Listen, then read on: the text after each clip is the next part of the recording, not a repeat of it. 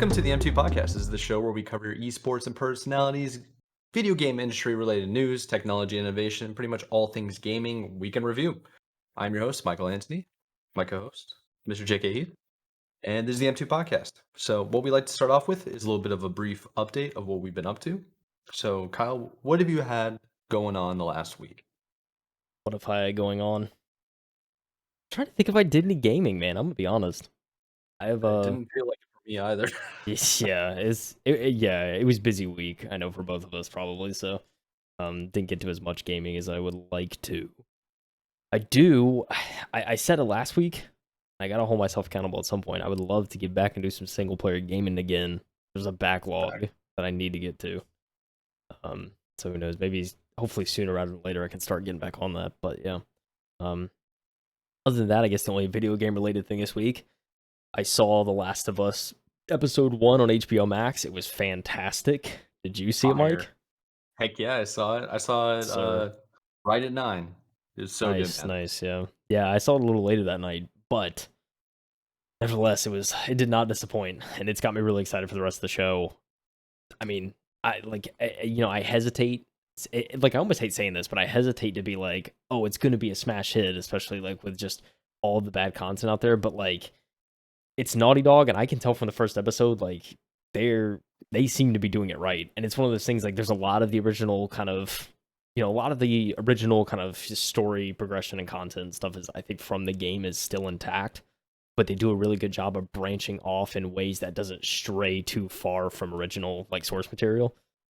At least in the first episode. Yeah. So I'm very much looking forward to see how the rest of this is gonna go. And like Pedro Pascal, I will take him as Joel. He's a fantastic Joel. I'm very excited to see how he's gonna do. Like, there's no. I mean, it's no wonder he's such a fantastic actor with like everything he does. Because gosh, I was like when I saw him as Joel, I was like I don't know. But then after I see it now, I'm sold. Like sign me up. So. Very much excited for that. For those that have played the first one, even when it got to the scene, spoiler alert, don't listen to the next 10 seconds if you haven't seen or played the game. But whenever his daughter dies at the beginning, he did such a good job of that. I was this close to tearing up again, and I've seen that scene so many times. So it's like that's like how good he did at that. So, how many times do you think he played the game, like that opening sequence? A lot, right? Yeah, it makes me wonder. I mean, one for one, like it's that part, especially where like he grabs his daughter, everything, he's like holding her, like that is almost 1-to-1. Like I've seen so many comparisons on Twitter of like you could literally swap out the audio between the game and the movie, and it's like the same scene. So it's that is like I'm glad they kept that because that is a super powerful scene. I think it really set the tone for like how good this is going to be if they could pull that off. So. I don't know. I'm excited, man. I haven't been excited for a TV show in a while, but and like even though I know the story, like I've like just watching that first episode and seeing the kind of subtle differences and the different ways they may take it, it's got me interested to keep watching. So that's what gets me excited. But yeah, solid show. That's the only like game related thing I think I was really up to this week. Unfortunately, so I'm hoping this week I can get back to it a little bit more. But yeah, crazy week nonetheless. What about you, Mike? Not really too much. So, you know how we do the recordings of our podcast on Thursday nights. Also on Thursday, I have Halo Rec League matches where we're in Master Pre-Made division. We're currently 5-0, and we're going against the other undefeated team in the same like division as us tonight, and it's gonna be streamed on the main broadcast. So I'm pretty excited about that. So like most of my gaming time is basically built around Halo Infinite right now. I'm also doing like a little bit of coaching in preparation for HCS Charlotte, and we'll probably get into HCS at some point about like what's going on over there. But in terms of gaming, yeah, it was just really The Last of Us. Last of Us was like I thought it was really good. My favorite sequence of the first episode was the truck scene where they're going backwards and like they're stuck. Oh yeah, and that's dude, it's man, they did that so well. I think I love the I thought was really crazy too is when like the planes come in, because like like Mhm. people in the planes, they start realizing like, oh, like this is it. Like like the world's ending. So it's like you just see them like just like flying low, and then it's like they're just like there's so many commercial jets just like so low, and you're like, oh no. And then like one crashes, and that's what kind of starts the whole like it spins them out, and they have to find a way out kind of thing. So I love that. Yeah, it was so good. I'm really looking forward to this Sunday, but really, like, I've been busy with real life stuff, so it's been taking up a lot of my time in the afternoons. Uh, but yeah, I'm trying to do the same thing as you, get back into the single player games, get back into some different multiplayer games, and still somehow juggle that with all the other stuff I got going on. Yeah. So we'll see how it works out. I think it would be all right. Yeah, yeah. I tell myself that every week. I think we'll figure it out. Yeah. Uh, do we need to waste any more time though? Like, I don't think so. I think it's time to get into pretty much the news of the start of the year. And it's always yeah. seems to be Microsoft, doesn't it? Seems like that, huh? Last year. So I'm thinking. I always think back. Like, I feel like this year I'm going to be thinking back to this episode number last year, because this episode number last year was our biggest story of 2022, Yeah, and that the was Activision Blizzard the Activision purchase. Blizzard acquisition. A year later, a lot of that's progressed. Obviously, some things haven't turned out as we planned, but that's fine. But one thing I will say is that unfortunately, this piece of news is a little bit of a downer compared to what Microsoft had to offer us last year in It January, is. and that is Microsoft's going to be laying off 10,000 workers amid the tech downturn. Pulled this article from Max Zahn over at ABC News. Yeah, this is ABC News, by the way. Like, this is like the main like non-gaming distributions are picking up on this because it is pretty crazy. Um, Microsoft said that it will lay off 10,000 employees this year, the latest tech firm to slash jobs as the sector contracts after a pandemic era boom. Layoffs will affect nearly 5% of Microsoft's global workforce, the company said, which is kind of crazy to think about. 10,000 people get laid off, and that's only 5% of their workforce. Like, gosh, It's a massive company, dude. yeah, It's so big. it really is, man. So, as we saw customers accelerate their digital spend during the pandemic, we've now seeing them optimize their digital spend to do more with less. That's what the CEO said in a statement to employees. We're also seeing organizations in every industry and geography exercise caution as some parts of the world are in a recession and other parts are anticipating one. Company said the job cuts changes to its hardware portfolio and the consolidation of its real estate holdings would result in a $1.2 billion charge. Um, Tech industry downturn marked by a 33% drop in the Nasdaq last year has brought job cuts across the sector, including large firms like Amazon and Facebook parent Meta. Layoffs at Microsoft arrived in response to the macroeconomic conditions and changing customer priorities. Companies said in a filing with the Securities and Exchange Commission. Um, Dude, like this is just crazy. Like I want to stop there for a second because this like Microsoft laying off people. Granted, this is the biggest one we've heard in the last like year or two, but there were a couple of layoffs last year that Microsoft did, particularly to Yeah, their Xbox sector, and their Edge like sector. They laid off. It wasn't nearly, I think it wasn't nearly as much. It was still a lot though. It was like 1,000, 1,500, 1,800, something like that. right. But I think it was like 1,800 or something in July, and then like 1,000 in November. But there was a couple layoffs, last year that happened. But then it's like the start of the new year. It's all of a sudden it's like 10,000 people are just getting laid off like that. Um, and if you put in, I guess, the economic perspective on all this, and um, yeah, it's very it's very like, I guess, both somewhat expected, but also like, whoa, like we're finally kind of seeing like the end of like the pandemic era. I think in like economic terms, anyway. And we're like Microsoft said, starting to see people kind of level out a little bit. But yeah, I mean, but there's more to the story than just like, okay, here's 10,000 workers getting laid off. It was mainly in part, I guess, the devil is in the details with this one, in the sense of like, okay, where in the company are these layoffs happening? And a lot of these layoffs were actually like in the Xbox sector, like Xbox Yeah. and some even like specific developers, like I think like Bethesda and 343, I think were like huge major ones. It was like, okay, like these are actually getting hit harder than we originally expected with these layoffs. And so it is affecting gaming to a certain extent. But yeah, it's definitely kind of odd and kind of like, I mean, it's kind of crazy too. I mean, we see, if you're on Twitter or anything like that, and we were like specifically in the 343 community, in the Halo community, like you and I are pretty like plugged in, I feel like, for the most part. And it's like we see all these devs, like the trend, like Yeah. Twitter trends just send me their tweets of like, oh, by the way, this was my last day at 343, and this is like, earlier this week. And it's like, these vets that are leaving and these like names that have been around for years at the company.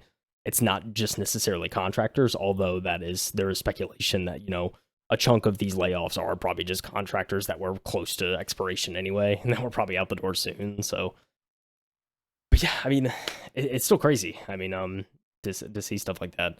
And I mean, I'd love to hear your opinion, Mike, on all this, because I think it's I mean, layoffs are never fun, but there seems to be a little more to the story with this one.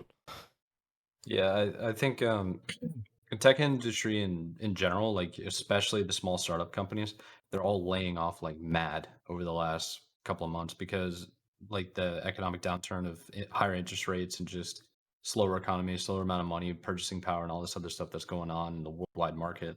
It only makes sense that a large amount of companies are going to be downsizing, regardless of their size overall.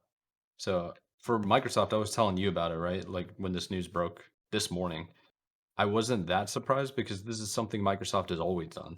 It's like in really good economic situations, they always overhire and they're always trying to like expand and do new things and take risks. But then when the economy like slows down and the investments go away or like interest rates are going higher and all this other stuff where it doesn't make sense for them to take that type of risk anymore, they'll just start laying off entire divisions, like R&D departments kind of thing. Yeah, So going to what you were saying with like HCS and like 343 laying off, I think the number I saw most recently is rumored to be 130. I don't think their studio is over like 500, yeah. right? I feel like it can't be. So that's a lot, man.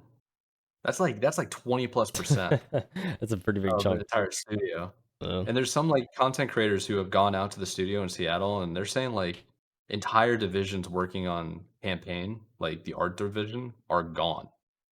Like they were supposed to do a campaign DLC soon, and yeah, it's probably not going to happen. yeah. But yeah, either So that or most of the work is somehow done already, and it's just a few left to get it over the finish line, kind of thing. yeah, you know something that's kind of odd too is I've seen a lot of people, not odd, that's not the word, but I've seen a lot of people make comments about how the Microsoft Activision Blizzard went last year for around $70 billion. I feel like we raise it every time. Wasn't it like 68? It was like, yeah, 68.9 or something like that. Yeah, Yeah, something like that. So we'll round up just to say 70 billion, even though 2 billion's a lot. But they're saying like you got you got the CEO giving himself something like a $52 million bonus last year. You have the purchase of Activision Blizzard going for 70 billion. It's like the 70 billion is like a promise that they're trying to upkeep, but it's blocked by regulations. And that happened last year in a completely different economy, right?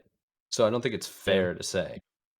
Whereas the 52 million bonus or whatever rumor number that is, and then 3 weeks later you're laying people off, you're not making the decision to lay somebody off, at least that many people, in, like, a short amount of time. So that's, like, pre-planned, you know? yeah, yeah, for sure. Yeah, there's definitely some thought involved with it. Um, yeah, I mean, you don't just lay off 10,000 people on a whim, kind of thing. Um, No. but yeah, I mean, this is, because the article also says, Amazon's in a similar boat. They resumed a months long wave of cuts that ultimately slashed 18,000 jobs at Amazon. So it's like, a Yeah. couple of companies are experiencing this.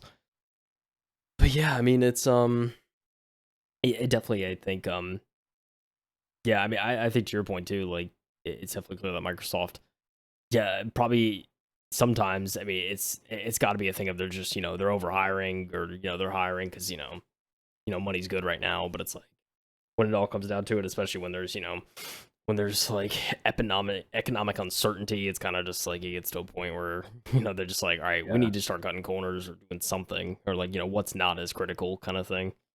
Um, and yeah, it's probably just the name of the game, but it's ultimately unfortunate because there's a lot of people that are gonna have to be looking for other work, and yeah, Yeah, it's a lot of people, that's man. true. Yeah, there's definitely a lot of people that are gonna be looking for work, but I figure if you're working for Microsoft, you're probably really qualified for most positions. It's just like Yeah, if Microsoft is laying people off, and that's like a major market mover in basically the economy, the stocks, but also just innovation and everyday use. It's not really a good sight that Microsoft's laying people off. It's like, well, what's a smaller company gonna do?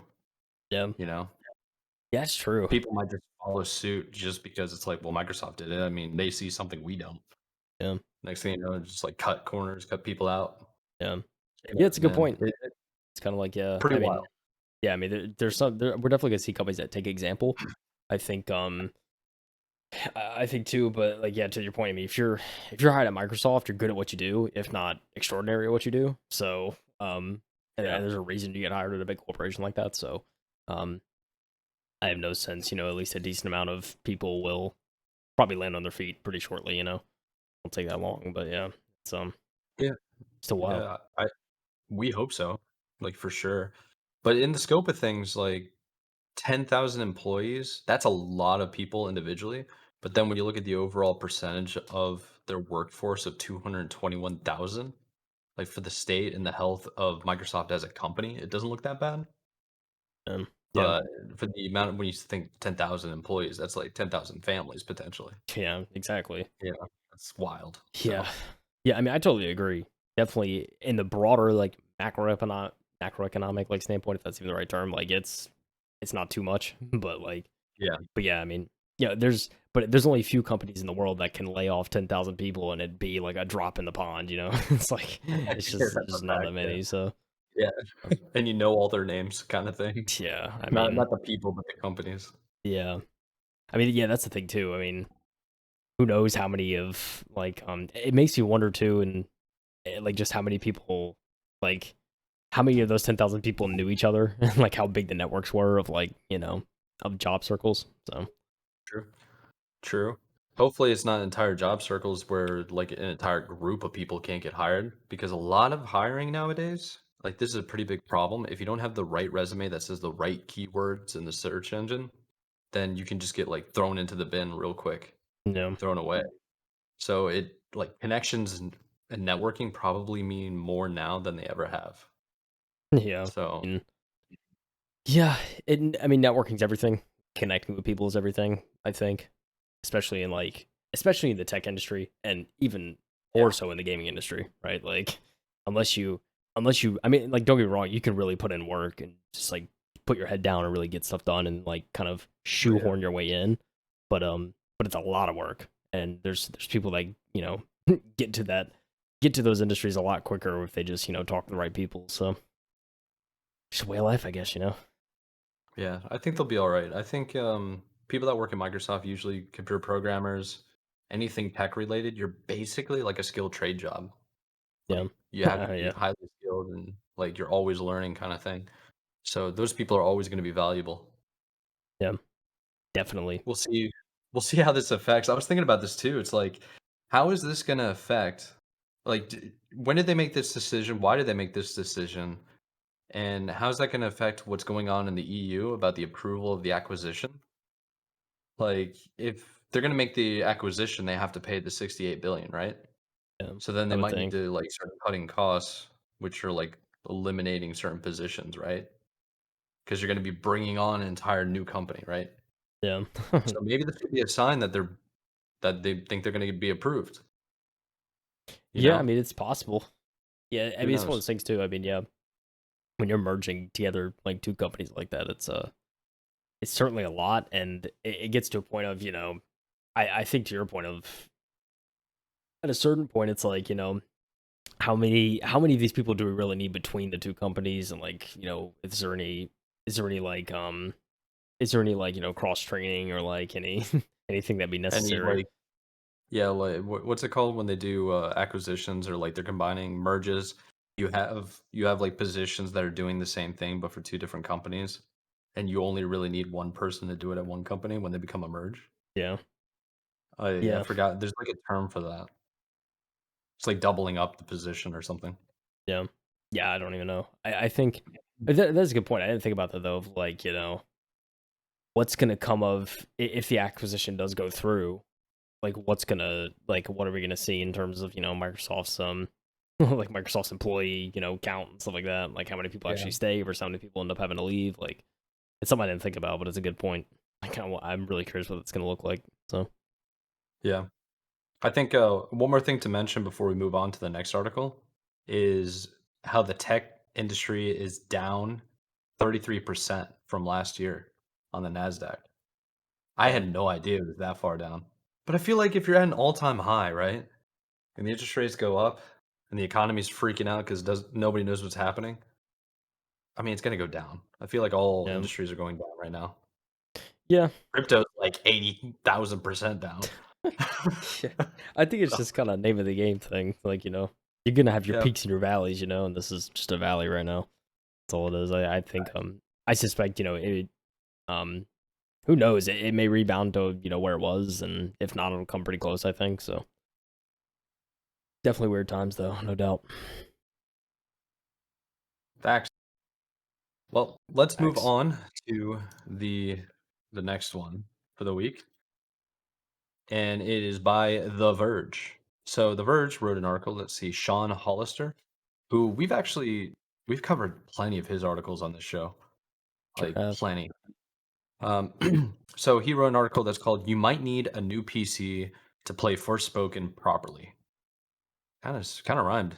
The next gen technology showcase recommends 24 gigabytes of RAM, RTX 3070, or an RT or an RX 6700 XT, and 150 gigabytes worth of an SSD. So, from the beginning, Forspoken was pitched as a technological showcase for PS5 and PlayStation. Or, yeah, PS5 and PC, offering the latest in SSD game load times and AI upscaling technology. But until today, it hadn't quite sunk in just how much power the magical parkour game will demand. Square Enix has now revealed the PC system requirements, and he goes, I'm honestly not sure my mid range gaming PC can handle it. So the minimum spec requirements is a 3.7 gigahertz core i7 CPU or better, 16 gigabytes of RAM, and 150 gigabytes of hard drive space. And then just to play 720p at 30 frames per second. How do you feel about that, Kyle? I mean, we're there, an i7. I'm trying to think an i7 3770. That's a pretty old chip, I Yeah. think. Like it's pretty old. I mean, I think we're just like, especially like regarding CPU range, I think it makes sense, we're there. The days of i3s and i5s, I don't feel like, especially the older ones, aren't as prevalent. I mean, i5s especially are like, they're like just under an i7 kind of thing. They're pretty neck and Yeah. neck. So I mean, that makes sense to me. But yeah, it's still like, it's crazy to think that, it's not even like an i3 or an i5. It's just like an old i7. Like that you should at least get, an i7 kind of thing. Um, yeah, it's pretty funny. I mean, the Ryzen 5. I mean, that's kind of, I guess, across the board here. They're recommending a Ryzen 5. So, I mean, the Ryzen 5 1600. That's a almost 6-year-old chip. So, just think Well, about that. here's the thing though. It's like so the AMD Ryzen 5 1600 chip, which is the equivalent of the Intel Core i7 3700. I'm looking on Newegg, and that thing's going for $397, which is freaking wild. But on eBay, you got 125, and some of them are going up to 200. It's just they're kind of hard to get. I think if anybody's like just now getting into PC gaming and you want to build your own PC, um, that could be kind of tough. Like a lot of these don't because they're out. They've been old for a while, Yeah. been out for so long. It's kind of difficult to find. Yeah. Same thing with like the Intel i7. I mean, well, Newegg's got it for $100, so I mean, you can't complain that much. Uh, yeah.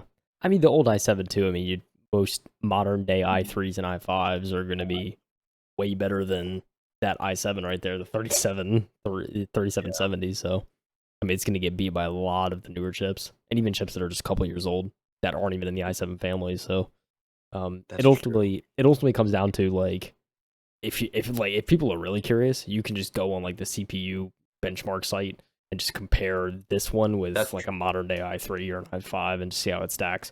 But I'd be willing to put money on it that those newer chips are going to outperform this by a lot, and it's going to be like, yeah, just get those chips. Don't even worry about this i7 because it's just not really relevant anymore. But I mean, if you have, I mean, because this is the thing. I ain't gonna lie. I'm getting to that point now. Like, this is a Ryzen 5 1600. I mean, like it's a 6-year old CPU, but like the Ryzen I have in my PC right now is the same gen as that one.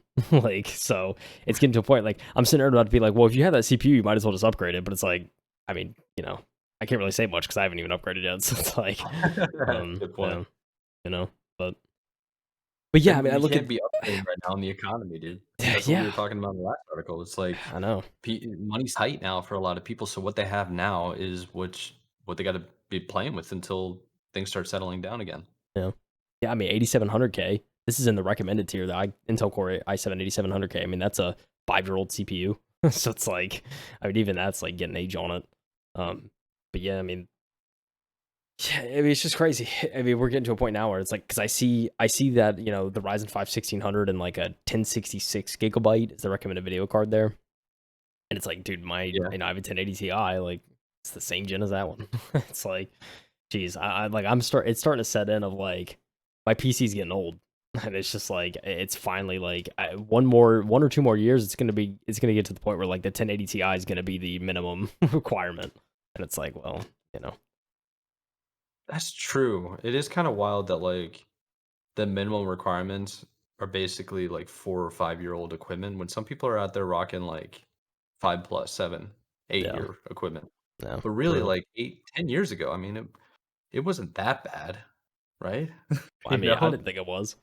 It's crazy. I mean, I think it also provides proof of technological advancement and how quickly tech is Yeah. moving, because Yeah. I mean, we didn't. I mean, I don't even know if we have. No, we don't have the article here, but I know we talked about like we were looking through article on like the 3 nanometer process and how that's still on track to Yeah. be a thing, in a year, and it's like we're on like what 7 or 5 or something like that now, and it's like and it's to the point where like each iteration is getting demonstrably better, and just like the feat that is being made and like the progression that is being made year over year for like graphics cards especially, and like even CPUs, it's just like it's unlike anything we've seen yet. So I mean, it blows my mind every time, because and this was coming from I got the 1080 Ti, and then the 20 series came out and it was like, okay, it's good, but it's not that big of a jump. And then the 30 series came out and that was like, okay, this should have been the 20 series. Massive. Like, it's a Yeah. massive jump. But then the 40 series came out and it's like, I mean, this thing is big, but it is a huge improvement too. So it's kind of like it's just That was a lot of power though. um, yeah, it has a lot of power. And I think, I don't know. I mean, on the graphics card front, I love to see they really need to work on like heat management and size. That's like the Oh biggest yeah. challenge right now. I'm very scared to know what the like 5000 series is going to look like on that, because I have a feeling it's going to be way too big for cases unless they do some serious like you know unless they like seriously like reinvent or revolutionize the way like they can deal with heat. It's gonna get kind of crazy. But like for CPU front, I mean, it hasn't changed much in size, but the power is way better year over Yeah. year. So it's like it's crazy. That's a good point. Yeah. So I mean, is this a problem, do you think, with like the game engines as well? And just the overall demand that's going on with these games? Like, I feel like games nowadays are just not as stable as they used to be. You Yeah, know, it's like built for one specific platform or one specific graphics card or CPU, and it's like, and certain amount of RAM you have to have now. It's getting kind of out of hand. Where it's like there is no minimum. Like they're always trying to make it prettier and better, but it's like, are they doing it at the detriment of the game engine itself? yeah, Can the software handle it? You know? yeah. It really makes me wonder. I want to get to a point in gaming where we stop chasing graphics. Yeah. And it's one of those things like we've been chasing for better graphics every year, like better looking visuals. But I mean, it's gotten to a point where I'm just like, I and who knows? I just had a a revelation here. I feel like part of the reason why games like probably don't perform as well as they used to is because we are chasing the wrong things in terms of metrics for new video games. Like we're chasing graphics and we're chasing these like open worlds and this and that, like bigger, bigger, bigger. But it's like, Size, yeah. when are we going to go back to just like, okay, why don't we just like scale this back a little bit, not focus on graphics? It could look like, I mean, it could look like Halo 3. I don't care. Like, just like scale it back to a point like where graphics aren't a factor and just make a solid, foundationally sound game. You know, I just don't. I really wish we would take that step, but I just don't know. I don't think anybody that's played video games consistently, at least new video games that keep coming out, would argue at that point. I mean, games just feel like it feels like the game itself is an afterthought. You know, Yeah. it's like they're trying to tell a story. Most of the cutscenes you can't interact with. They're all movie quality, Yeah. and you need a hard drive that's 300 gigabytes to Yeah. download. Like, come on, man. How about we just make something that like feels really good and is really addicting and fun? Like, I still play N64 Super Smash Bros. Because the game is fun. You know, Yeah. I don't care what it looks like. Yeah. It's the same. Don't. It's the same crap. Like people playing board games that have looked the same for ages too. Nobody's trying to update the graphics. Yeah. Why are we trying to overcomplicate it? You Like, know? yeah, and I can respect great graphics, but at the same time, it's like the day that games start looking like real life, I don't know how I'm gonna take it. Like, unless it's like VR, then it's like, okay, this is scary. We're like approaching territory where it's like, Yeah. it's hard to discern real life from games, and that's like that reality kind of scares me. But like, I mean, dude, I love the way graphics are now. I think it's ultimately going to come down to Unreal Engine 5. What are the products that are to come out of Unreal Engine 5? And is it what we're going to expect? Is it not what we're going to expect? And like, how is that going to perform on like, mid-tier hardware versus like ultra hardware? I mean, because, yeah, I mean, we see, especially and when games come out, obviously they get better over time in terms of optimization and everything. But it's like, we see all these games come out. It's like, it seems like, even if you have like the latest and greatest, it's still like yeah, you can get you can get pretty good performance, and it's crazy, but it's like that's not like the latest and greatest is not the majority. So it just I think I wish companies would focus on, okay, like what are let's work with what we got, and like kind of what's the largest consumer base, I guess. Better way of saying it, but I think that's kind of like the beauty of consoles. Yeah. At least with like Nintendo. It's like everybody has the same hardware, always. And it's like always fixed. And like bare minimum that they have to meet in order to become classified as like a Nintendo game. Yeah. Same thing with like Apple apps. They have to meet certain criteria to be on the platform. Yeah. Maybe that needs to happen eventually. Like you need to have minimum requirements of like 1080p 60 frames per second for like a bottom tier game. Yeah. Or like a bottom tier PC. But then if you want to go up to like 4K 120 frames per second, then you have to have like top of the line equipment, but it needs to be compatible for both. Yeah. It certainly does. That is definitely the beauty in consoles is your limits and your limitations, so you can work within those confines and make a great product. I mean, that's what makes console gaming great. And yeah, definitely if you're developing for PC, that's where it gets into a gray area. I will say this article does talk about it talks about RAM a lot, and I know like for Forspoken they were recommending, upwards of 32 gigs of RAM, for 24. Like 24 for recommended, 32 for ultra. Yeah, I mean, as a PC gamer, Mike, I'm gonna be honest with you. I upgraded to 32 gigs of RAM years ago because like not only just for gaming, but for just what I do on my machine. I feel like it had become necessity after like just a couple of years of having 16 gigs. I was like, this ain't cutting it. And when I got 32 gigs, it was like game changing.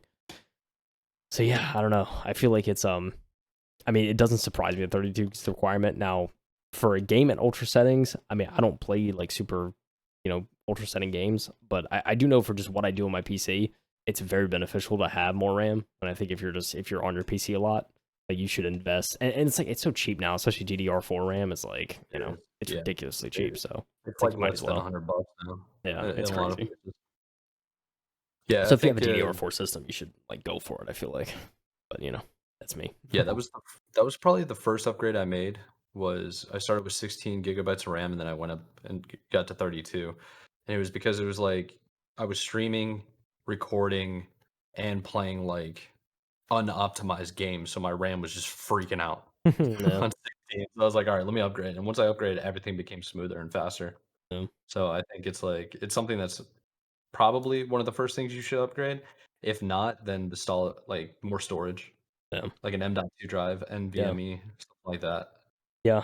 I honestly like if you want to see, especially in video games, if you want to see the biggest difference in like performance and just Faster hard drive. general Dude. performance, yeah, dude, get an SSD. That's like the cheapest, like best upgrade you can make for your PC. And just if we're talking about like components and PCs right now for gaming, do you feel as big of an elitist as I do when I load into games faster than my friends? From time to You know what time, I'm yeah. talking Yeah. about? Yeah, yeah, I'm just like, "Oh, man, must suck for you having that poor man's hard drive Yeah, right. taking 20 minutes to load Still up." having a hard disk. Oh, I can't relate. Dude, I had that with, the Xbox Series no, not the Xbox Series X, the Xbox One X, um, with, like, Halo 5. I put all my games onto a solid state drive, external, and, like, I reformatted it so it would work with the Xbox, and it was on a USB 3.0. I loaded faster than every default Xbox, like, by far. Jeez. So, it was hilarious. You'd just be in the waiting room, like, "I'm already here, guys." Just like, "Where are you?" Yeah. Dude, my biggest thing was the game that where I realized I needed more RAM specifically was when I played Rust. Let me tell you, that Oh, game I is heard so that game intensive and blew those up. servers are so big. Like, Yeah. and like I noticed like and my game I think it was points where my game would crash and I would like look at my RAM usage and it's like at peak. It's on fire, like about to just like explode. That's hilarious. And so, and like, especially if I'm doing that and I'm like watching a stream or like I have Chrome tabs open, like it's cooking. So like I got some RAM and it was so funny too when I got the RAM and like I ran everything and I was like monitoring it. It was hitting like 22, 24 gigs of usage. I was like, it was like crying for more space. So it's pretty funny. You know, I like with Forspoken coming out and possibly being on like Unreal Engine stuff like this, it like the future's bright for gaming overall. It just kind of stinks that you're gonna have to upgrade all your equipment to enjoy it to its like full capacity. Yeah. And who So knows, man? It's getting to a point where I'm like, hey, it's easier just to get a PS5 and just like play new games on a PS5. Like, you know what I mean? speaking of Maybe PS5, maybe not multiplayer games, but you know, yeah. Speaking of PS5, it's a good segue. I like that segue. yes, sir. Ladies and gentlemen, do you still have a PS4? You don't have to answer that question, but if you do, Probably. I mean, you probably do. But you need to know that Sony is finally getting to the point where they're ready to focus on the PS5. Insert your rest in peace PS4 memes, whatever. It's that time. I read this article from Kotaku. Zach Sweezen. I hope I said your name right. Sorry if I didn't. The decade-old PlayStation 4 released all the way back in 2013. I want you to think about that, Mike. I want you to That's think a long long and time. hard about that. 2013. We're almost at a decade. I was still in school. Same. Back in 2013, has continued to receive big new exclusives from Sony, even if those old gen ports feel outdated or inferior, which we have seen plenty of times ever since. Oh gosh. More specifically, since Have we? 2020. You know, Cyberpunk. You just really had to do it, didn't you? You know, I said it. Sorry. um, hmm. Well, they're almost ready. That is. It's somewhat hard to believe that the PlayStation 5 was released over 2 years ago on November 12th, 2020. It's kind of crazy. 2 years in. But now, it finally seems like Sony is ready to move on and leave the aging PS4 behind. The last few massive Sony exclusives Horizon Forbidden West and God of War Ragnarok were released on the PS5 as well as the elderly PS4. I love how they said that. And while it was nice that more folks got a chance to play these big games, it almost felt odd to see Sony still supporting this weird era of cross-gen games in 2023. This was the same company whose boss, Jim Ryan, infamously said in 2020 that Sony had always believed in generations in response to Microsoft promising long-term support for cross-gen games, meaning you can only be in one era at a time. Fast forward to early 2023, and while Microsoft in 2022 failed to really ship anything, as they say, as Kotaku says, I did not say that. That was what Kotaku said. For any generation of Xbox, Sony did publish a few big titles, and they talk about a lot of these. Whatever. The main point of this article is it finally seems to change directions, and a new video published yesterday. So at the time of this article, this was on Tuesday, so Monday of this week, Monday the 16th. PlayStation put out a little preview video, a montage of 23 games coming out in 2023, and only 8 of these games are coming to both PS4 and PS5. All of Sony's exclusive games, including Spider-Man 2 and the Horizon VR spinoff, are skipping PS4 entirely. So if we look at this list, there are 23, as I stated. So there's 23 games. Only 8 of them are actually cross-gen. And they're coming to PC too. A lot of them. A lot of them, yeah. A lot of them. Yeah, it's kind of crazy. I think the biggest thing here was, the new God of War. I was very surprised when, I heard that, they were still going to be releasing that on PS4. Because, that game also was, performed very well. It was beautifully optimized out the gate. Hardly any bugs kind of thing. This probably has to do with how like Sony and the developer of God of War is just so massive and they're down, like everything's down to a science with them. Yeah. They have enough resources to make it happen. I think some of these on the list, like they might not have the resources to make it happen for all the titles that they were launching on. Yeah. Except for something like Spider-Man 2. That probably could have been on PS4. Yeah, And it's maybe. only PS5. Yeah, it's certainly kind of crazy. I think I've been saying this forever. I think PlayStation should start phasing out. I feel like they should have started phasing out PS4 a while ago. I think there's no reason to hang on to it. It's been 10 years. Also, we're 2 years post launch. We're finally getting to a point where they're easier to find too, which is great. So yeah, you're not struggling to get one now. So now I think it's like, now that the stock is starting to kind of catch up and we're not where we were, I think it's even more of a sign of just be like, hey, let's just move on. For $400, you can buy a PS5 digital edition today if you can find it. I know like Amazon has some. Best Buy, I think, even ships to their stores, so you can pick them up, find one pretty easily. But yeah, we're getting to that point. I think that's a good point you brought up. The PlayStation wasn't really available during the last like 2 years. Definitely not as available as the Xbox was. So I think that might have been a decision that Sony made with like their devs and their studios that were making games about how like, hey, like our customers don't have a PS5, so you just be making a game that's going to sit on the shelves. Yeah. So it makes sense to do PS4, PS5, but to finally see them rolling it out, that's got to make it easier on the devs too, right? Yeah. Certainly. You don't have to deal with like a different generation or edition of their story or their game and have it bogged down. We literally already, we talked about an article, I think it was towards the end of last year, about, Xbox developers coming out and saying that the Series S was annoying to develop on. And they were saying, how long do we have to develop on this? Because it's holding back the Series X and like worse than we thought kind of thing. So it's like, they couldn't meet their deadlines because they had to make it for the Xbox Series X and S. Yeah. And the S version was just so trash, they were like, I don't want to produce this anymore. Yeah. That's probably the same problem that the Sony guys are having. Yeah. We saw what was that game that just came out with all the DC like action? What am I thinking of? Are you thinking of DC Universe? No, you're not thinking of that. The fighting game? It was the Batman related game. What was it? Oh, you're talking about, it's not Suicide Squad. It's not them. It's where Batman's supposed to be dead. Yeah. Like Gotham Knights, I think. Gotham Knights, that sounds right. that I'm gonna game, look it up.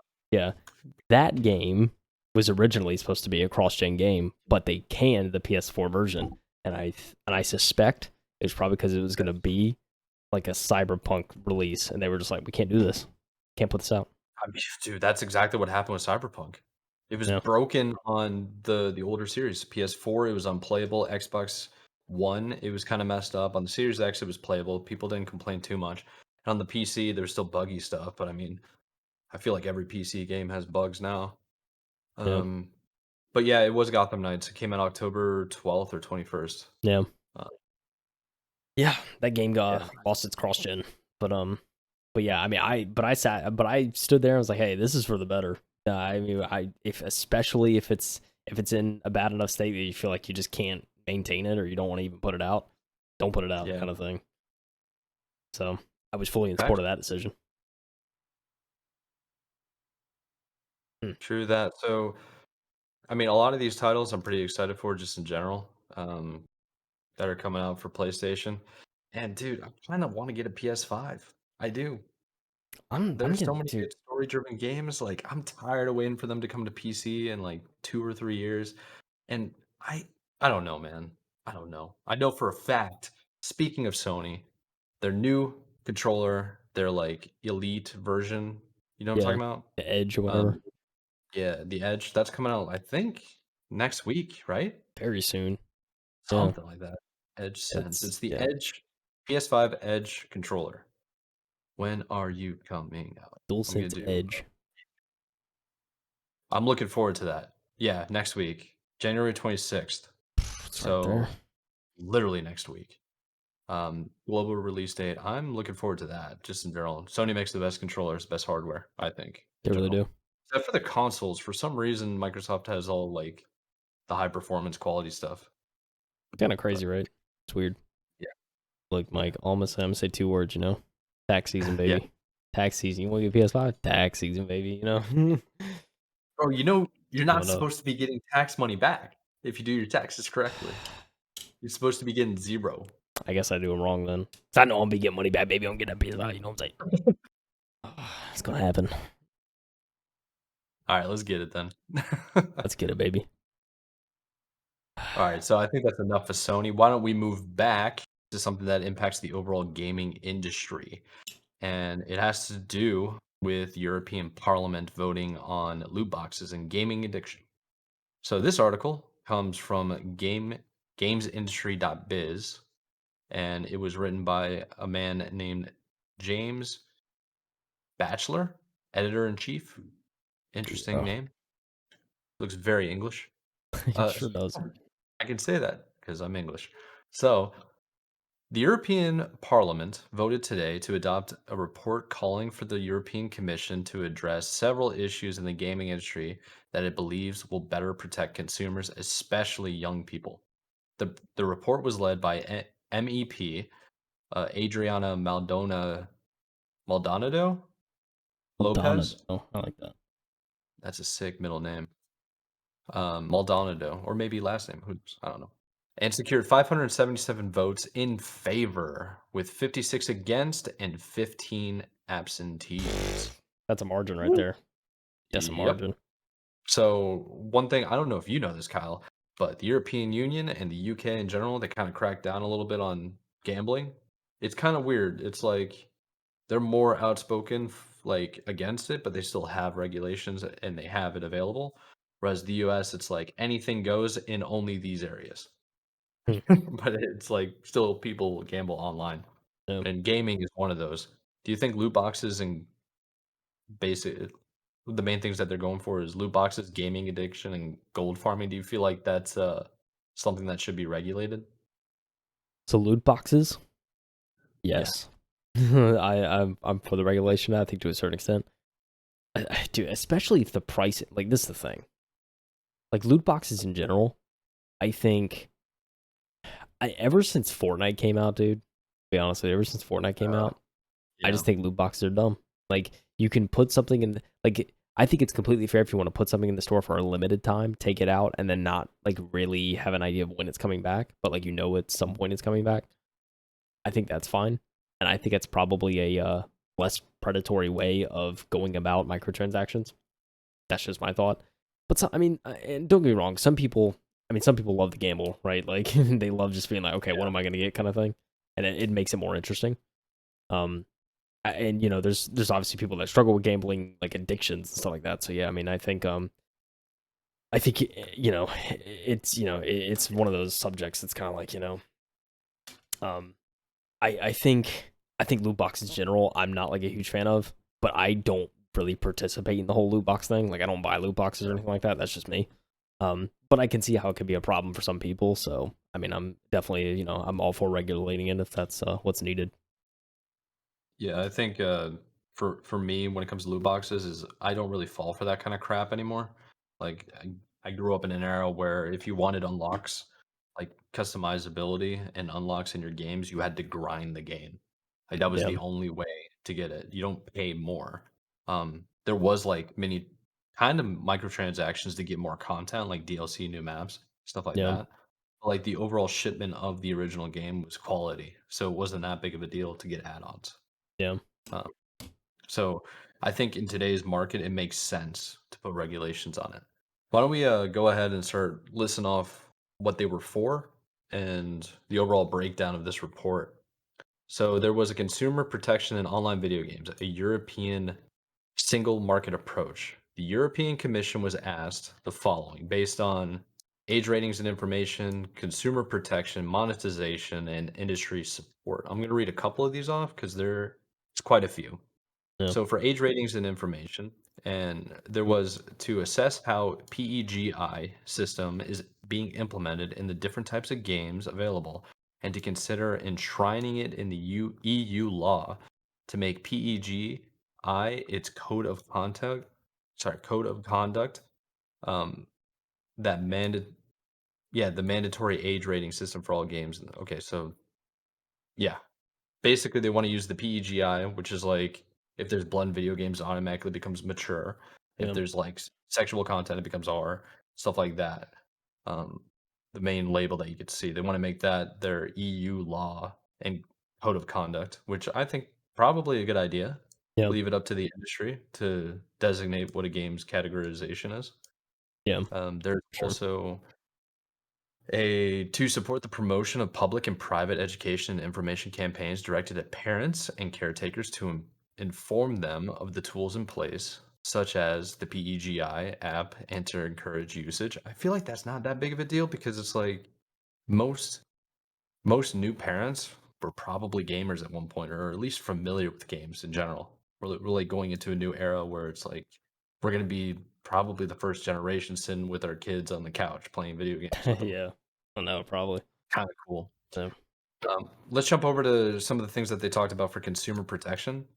There is to develop a common European identity verification system to help check the age of players. AKA, you know how people like kids, they have their mom or dad's credit card in the profile and they go to the shop and just start buying Yeah. without any type of verification process whatsoever. Yeah. So that's a big thing. There is to develop minimum standards on privacy preservation, so you can hide the fact that like your full name is on the profile. Yeah. To collect EU-wide data on the average time spent playing games, average in-game spending, and socio-psychological effects. That one's crazy. Crazy. Present a yearly report to Parliament on it. That's basically assess the world, like the European population and what games there are. So Yeah. if you got a bunch of crazy people out here playing, I don't even know, name a game. GTA, Grand baby. Theft Au yeah, Grand Theft Auto acting all crazy. It's like, okay, what's going on here? Yeah. Let's jump over to monetization. There is to access whether the current consumer law framework is sufficient to address all issues raised by loot boxes and in-game purchases. If not, to adopt the current framework for online games or to propose standalone legislation. There's also to analyze the way in which loot boxes are sold and take necessary steps to bring about a common European approach on loot boxes to protect consumers, in particular minors. Which I mean, I feel like this is kind of just common sense, right? Yeah. Yeah, I would say. Yeah, it's I I'm definitely for this. I feel like there should be some like it'd be nice if there's something already in place for something like that. But Yeah.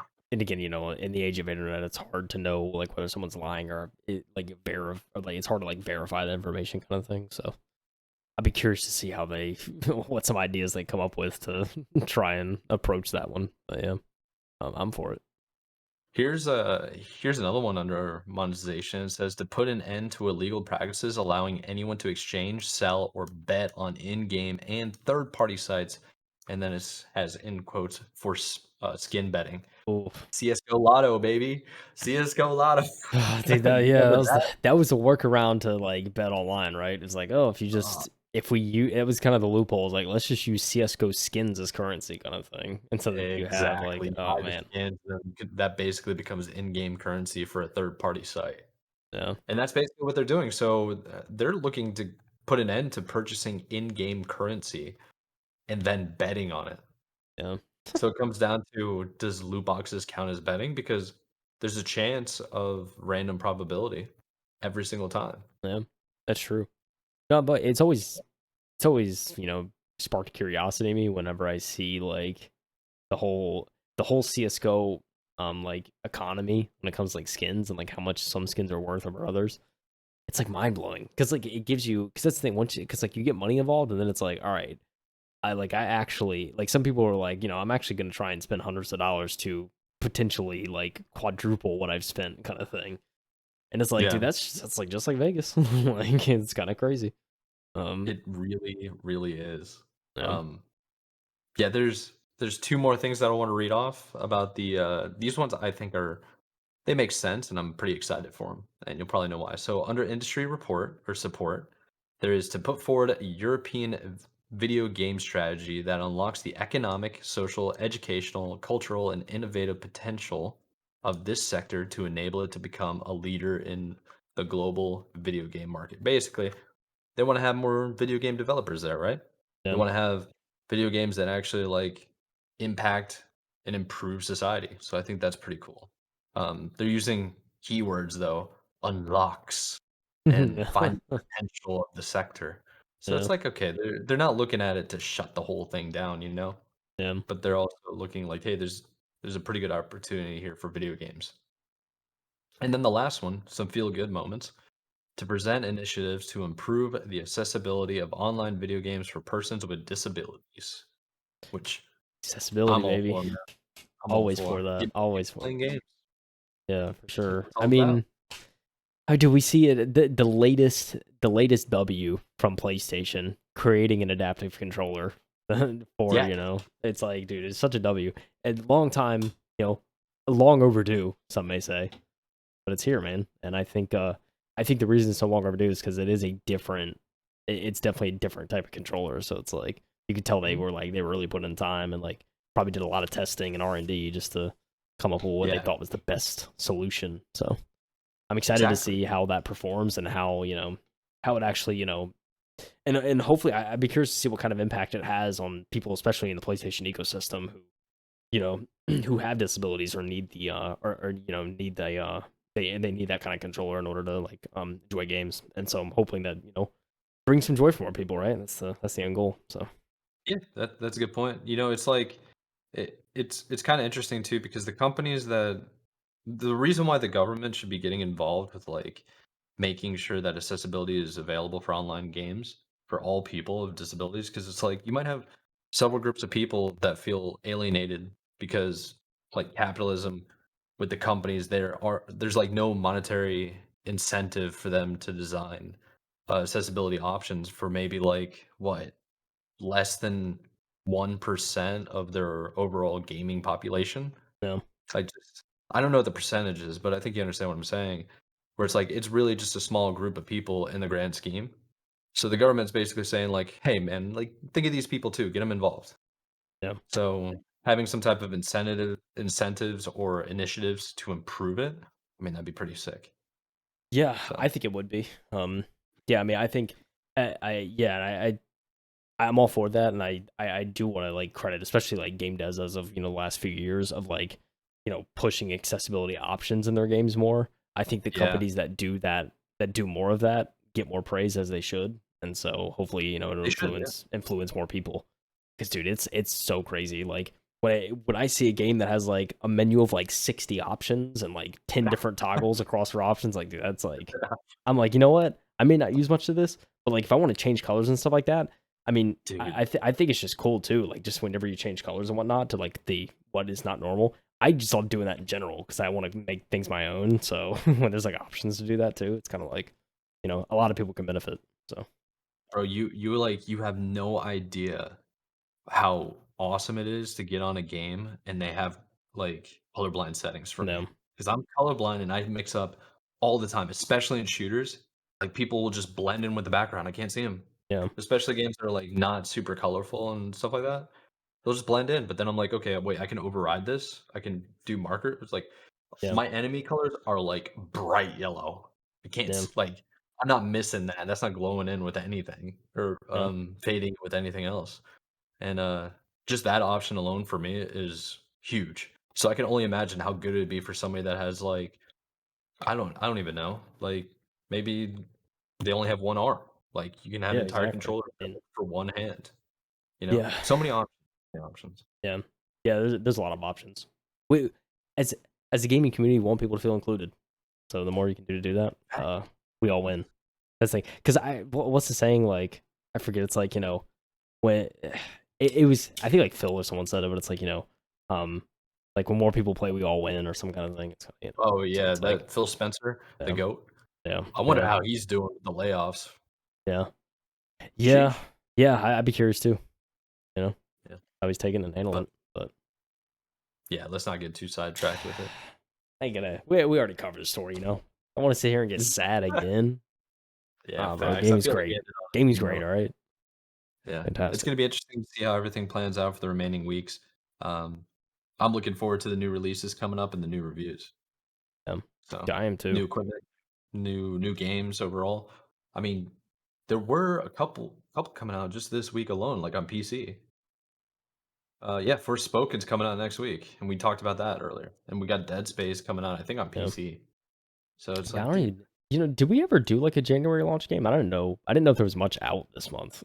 the January, not so much. We don't really dive into that too much. I don't Yeah. think. I think I mean, yeah, dude, with going on February, we're gonna have a couple that we're gonna definitely sir. do announcements. We do it, by the way, first episode for you guys. At the beginning of every month, we do a review of the games that are coming out, or at least Sure mention do. it. Yeah. I mean, the biggest one next month for me, I think, is Harry Potter. I know there's like a lot of hot water around it, but I think Yeah, overall it's gonna be a good game. So, that's something I'm thinking about diving into. So, yeah. I've been like deliberately staying away from that game, not because of like it being in hot water, but because I like the Harry Potter universe in general. yeah, So I don't want to like watch any reviews or watch any videos. I kind of want to experience it for myself yeah. if I play it. I So feel that there's so many I wish they games. had multiplayer though. They gutted it. Yeah, yeah. You don't understand how many games I've avoided all footage from just because I want to experience it firsthand. And I must admit, I haven't seen like a a lot of footage, but I have seen like, you know, combat and stuff like that, and it's like, okay, that's cool. I like it. So, but yeah, the fact that they got rid of multiplayer, maybe next time, you know, I guess. Like, but it is a little upsetting. I can't lie, because you know, I was looking forward to that. Fair enough, man. Well, I think that pretty much wraps up what episode 2 of the season for the Two. MTU podcast. Let's hopefully I can get a controller next time we do this episode for the PS5. That'd be sick. Oh, Who knows? he's gonna get that. He's gonna snap that edge up. Snap I that edge mean, controller. man, I mean, like I'm just saying I might go to Best Buy after work. I might see if it's there. That's all I'm saying. yeah. If it's there, I mean, I might get it. Who knows? We'll Who see. knows, Mike? Who knows? All right. I think we've talked enough. We're basically at a sub an hour for the episode. We appreciate you guys tuning in. This has been the show where we cover gaming industry related news, the M2 podcast. I'm your host, Michael Ante. My co host right here, Mr. J.K. Heath. He's the man. Make sure you follow us on Twitter if you want to. By the way, working on a Twitter handle for the podcast only. And of course, all the links, descriptions, everything is below in the description. You can check it out. So without further ado, peace out. Bye, everyone. Good week. See you. Have a good one.